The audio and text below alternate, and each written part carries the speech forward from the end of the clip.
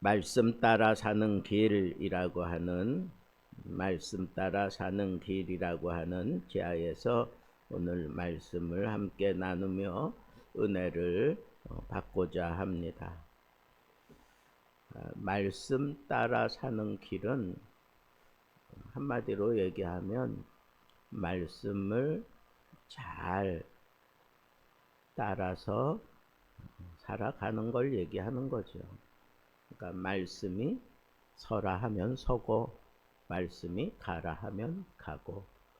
그런데 성경에는 이 말씀에 대한 여러 표현들이 나옵니다. 그리고 그 여러 표현들은 우리 생활 속에서 자연스럽게 생겨난 그런 표현들입니다. 그래서 오늘 특별히 본문 속에 나타난 여러 가지 말씀을 이렇게도 표현하고 저렇게도 표현하는 그런 모습들을 우리가 잘 깨닫고 그걸 이렇게 기둥으로 세워서 보면 말씀대로 사는 삶은 이렇게 입체적인 삶이구나. 그러니까 평면적. 그래서 말씀 십계명 내 하나님을 공경하라. 그냥 그렇게 평면적으로 단순하게 생각할 게 아니라 공경을 할 때에는 이런 상황에선 이렇게, 저런 상황에선 저렇게, 그리고 그 말씀을 공경하는 그런 자세, 그런 태도, 뭐 이런 것들을 이렇게 한눈에 살아있는 듯 그렇게 볼 수 있는 걸 우리는 입체적인 그런 표현이라고 얘기할 수 있습니다. 그래서 이 시편 기자는 말씀 따라 사는 삶은 입체적인 삶이지 평면적인 삶이 아니다 라고 하는 것을 이렇게 표현했습니다. 말씀 따라 산다 라고 하는 그런 표현을 생각할 때 제일 먼저 도대체 말씀을 따라 어떻게 살라고 하는 건가, 그렇게 보면 말씀을 의지한다 하는 거예요. 말씀을 의지한다. 25절부터 26절에 보면 내 영혼이 진토에 붙어 싸우니 주의 말씀대로 나를 소생시키소서. 내가 나의 길을 말하매 주께서 내게 응답하셨으니 주의 율례를 내게 가르치소서. 여기 내 영혼이 진토에 붙었다 하는 것은 아주 깊은 절망, 헤어나올 수 없을 정도로 깊은 절망 가운데 있는 것을 얘기하는 겁니다.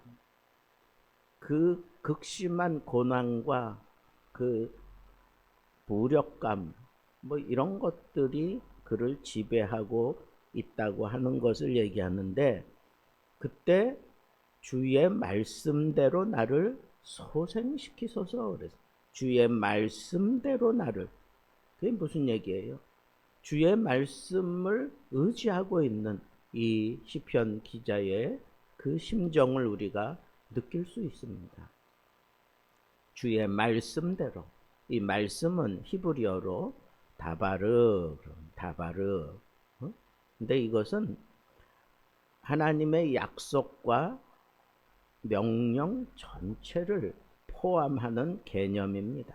그러니까 단순한 문자로 끝나는 것이 아니라 그 문자 안에 살아있는 하나님의 뜻이 꿈틀꿈틀거리며 살아난다라고 하는 것을 얘기를 하는 거예요. 그래서 이 말씀은 살아있는 말씀이다라고 하는 것이 이게 입체적인 표현일 뿐 아니라 주의 율례를 내게 가르치소서. 26절에는 그래요. 율례가 뭔가? 율례는 하나님께서 정하신 영원한 규칙과 법칙을 얘기하는 거예요. 그러니까 우리가 이렇게 진토에 막 헤매고 헤어나올 수 없을 때 그 말씀을 의지하고 그 말씀을 내가 영원한 규칙과 법칙으로 알기 때문에 하나님, 내가 이럴 때 나를 꺼내주시고 나와 함께 하시고 내 속에서 역사하신다고 하신 그 하나님의 그 율례, 그 법도 규칙 내가 잘 알고 있습니다. 그 규칙대로 그 법칙을 따라 하나님 나에게 이와 같은 은혜를 베풀어 주옵소서라고 그렇게 하나님 앞에 기도하는 거예요. 율례는 하나님께서 정하신 불변의 원칙이에요. 그러니까 인간의 감정에 의해서 이 율례가 오르락내리락 하지 않는다는 거예요. 그러니까 그 율례, 내 형편에 따라 그 율례가 변하지 않기 때문에 그 율례를 따라 나를 소성시키십시오. 그 율례를 따라 나에게 건강을 주십시오. 그 율례를 따라 나를 붙들어 주십시오. 그렇게 얘기하는 것은 이 말씀을 그는 입체적으로 잘 이해하고 있는 사람이 틀림없다라고 하는 겁니다. 우리는 상황을 따라서 선택적으로 말씀을 내가 택하고 그리고 사용하려고 하는 그런 유혹에 빠질 때가 있습니다. 그러나 여러분, 하나님의 말씀은 변하지 않는 진리며 우리가 반드시 지켜야 될 율례입니다. 그렇기 때문에 우리가 이 말씀을 의지한다라고 하는 것이 내 생활 속에서 이렇게 입체적으로 이게 완전히 갖추어져 있지 않고는 우리는 말씀을 따라 사는 게 아니에요. 말씀을 제대로 의지하고 있는 게 아닙니다. 두 번째로 27절부터 29절에 보면 하나님의 법도를 깨닫는 것. 그게 바로 말씀을 따라 사는 삶의 모습이에요. 주의 법도의 길을 내게 깨닫게 하사 주의 기이한 일을 묵상하게 하소서.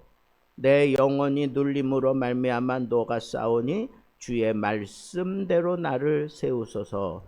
거짓 행위를 내게서 떠나게 하시고 주의 법을 내게 은혜로이 베푸소서.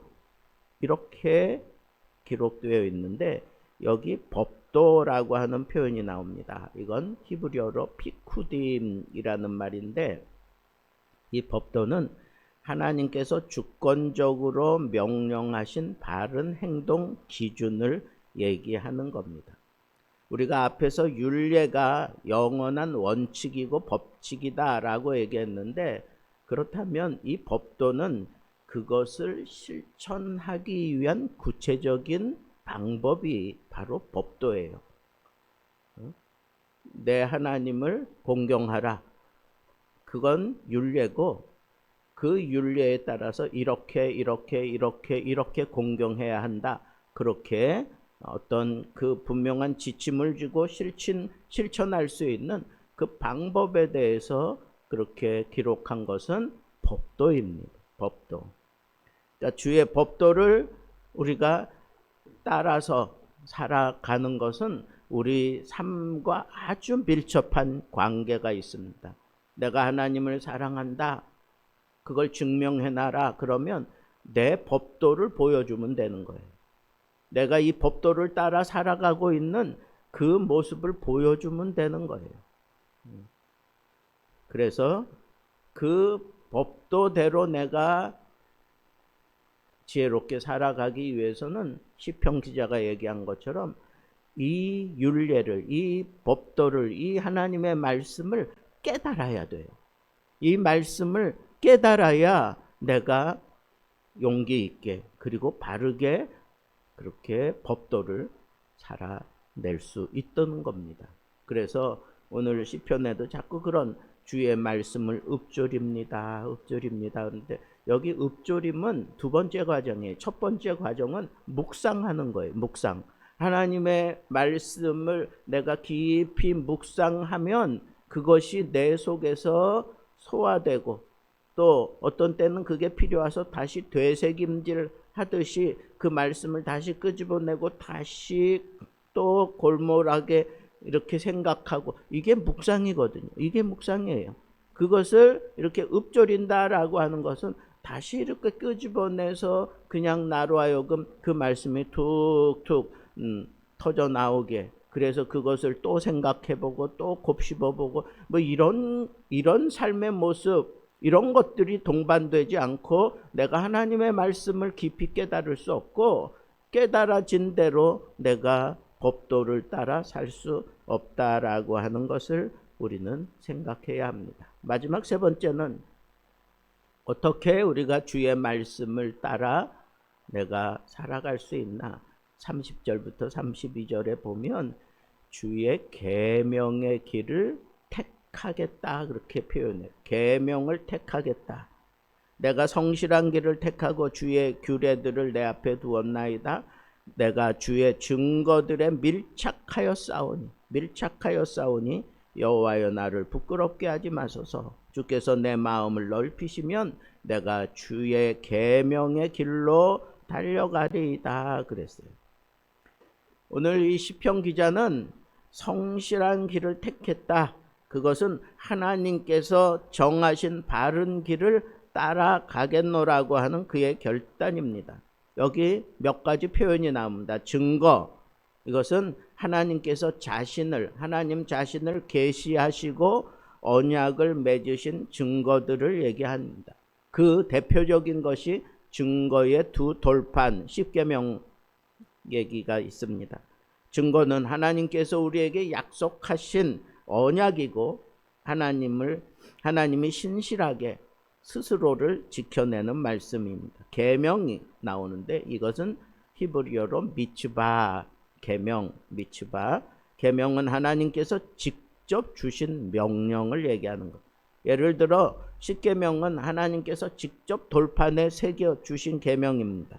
계명은 단순한 법적인 조항이 아니라 하나님께서 사랑하는 자에게 직접 주시는 그런 말씀을 이렇게 구분해서 표현하는 겁니다. 우리가 계명의 길을 택하고 하나님의 증거를 굳게 붙들 때 하나님께서 우리의 길을 넓혀주시고 주께서 내 마음을 넓히시면 내가 주의 계명의 길로 달려가겠다라고 한 것 보면 이 계명과 내 삶이 서로 이렇게 양손이 맞잡은 것처럼 이렇게 아주 깊은 그런 교제가 있어야 되는 것을 알 수가 있습니다.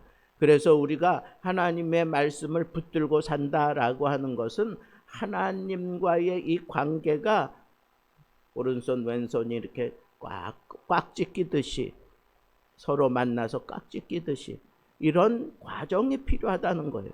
그래서 하나님과 그 말씀 그리고 내가 이렇게 하나가 된 모습으로 서로를 붙들고 또 서로의 마음을 확인하고 서로를 기쁘게 해주는 그러한 것들이 그냥 내 삶 속에서 동시다발적으로 막 쏟아지는 것이 이 말씀 안에 내포되어져 있는 아주 스펙타클한 그러한 광경이라는 거예요.